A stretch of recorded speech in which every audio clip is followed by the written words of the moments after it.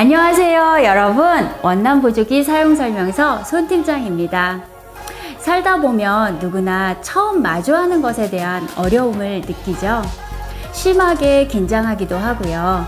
하지만 저는 시작이 반이라는 말을 믿어요. 일단 겁내지 말고 시작하면 어떻게든 하게 되고 익숙해지는 순간이 온다는 걸 저희 회사에 오는 수많은 아이들을 통해서 알게 됐거든요.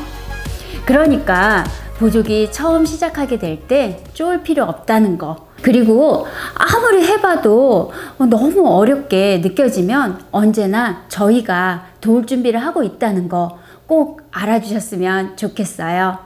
그래서 오늘은 지난번에 이어 보조기 첫 피팅하고 집에 가면 궁금해지는 것들에 대한 질문에 대해서 답변을 꾸며볼까 합니다. 먼저 이런 질문들이 와 있는데 읽어볼게요. 보조기를 처음 착용하는데 집에 와서 착용시켜 보니 뭔가 보조기 사이에 공간이랄까 틈이 보여요. 이렇게 공간이 뜨는 상태로 착용시켜도 되나요? 네, 이번 질문은 보조기와 뭔가의 밀착 정도에 대한 궁금증인데요.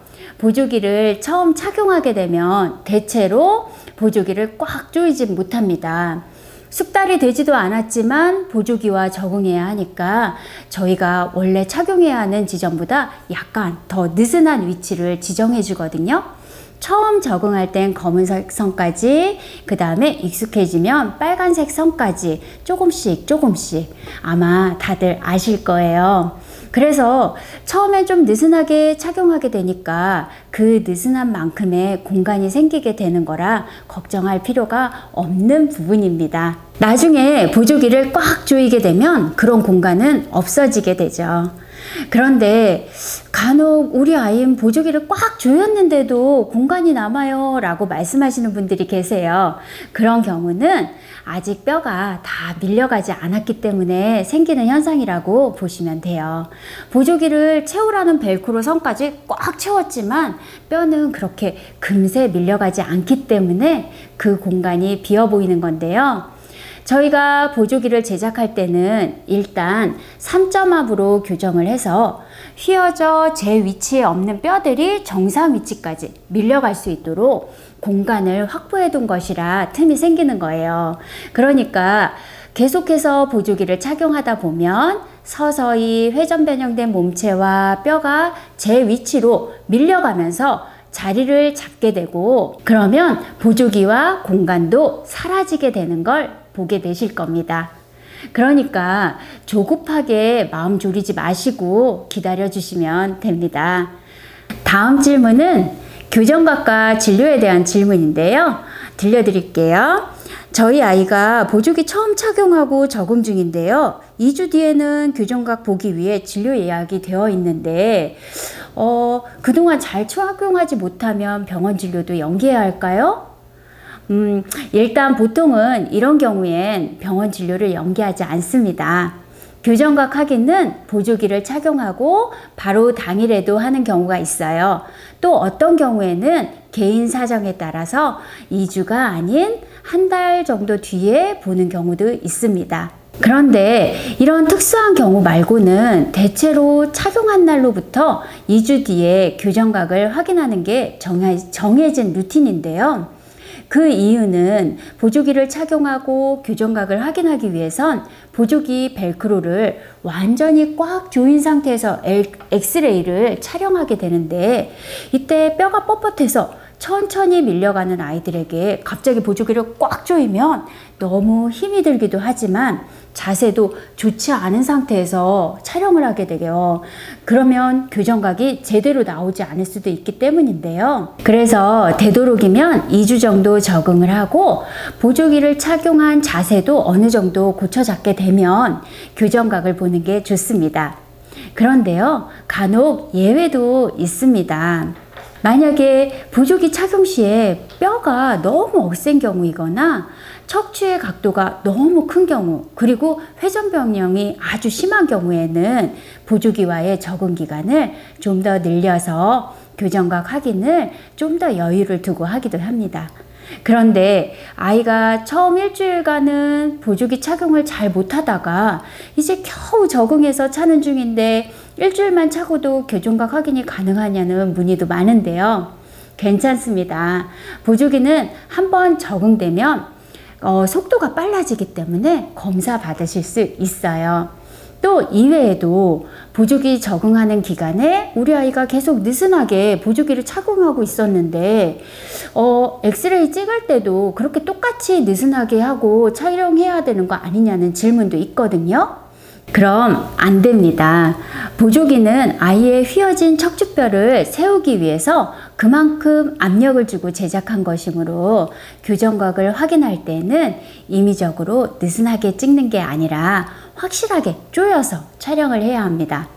벨크로를 느슨하게 하고 찍게 되면 기준점이 모호해지기 때문에 교정각 확인이 어려워질 수 있거든요. 그리고 의외로 많이 물어보시는 질문이 있는데요. 밥 먹을 때 아이가 자꾸 보조기를 벗으려고 해요. 밥 먹을 때만이라도 벗어도 되나요? 하고 물어보세요.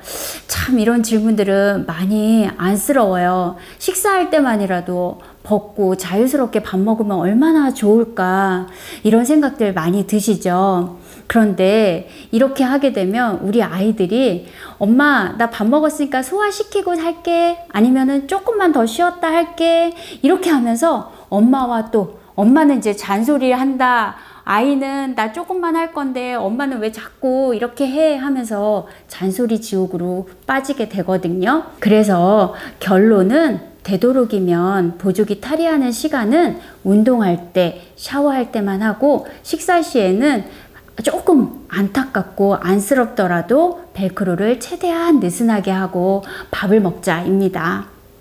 일단 식사를 한 뒤에도 먹은 게 소화될 때까지는 느슨한 상태로 몸에 착용하고 있는 게 좋고요.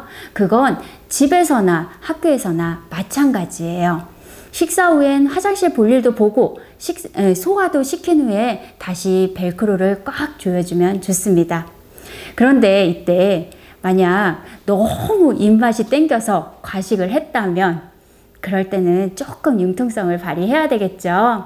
1시간 정도 느슨하게 더 있다가 조금씩 조여가는 걸로 이렇게 지켜봐 주시면 될 것 같아요. 그런데 화장실 말이 나와서 말인데요. 저학년 아이들은 화장실 갈 때 보조기를 벗고 가느냐는 질문들을 많이 주시거든요. 그런데 화장실 급한데 언제 보조기를 벗고 가겠어요? 그럴 때는 화장실 가기 편하게 팬티 윗자락을 보조기 위로 올려서 입는 게 좋습니다. 보조기 안쪽으로 속옷을 다 넣으면 아직 어린아이들은 속옷을 내리기 힘들어하는 경우가 있어서요. 자, 오늘도 궁금증 다 풀리셨을까요? 산다는 건 수많은 처음을 만들어가는 끊임없는 시작이라죠.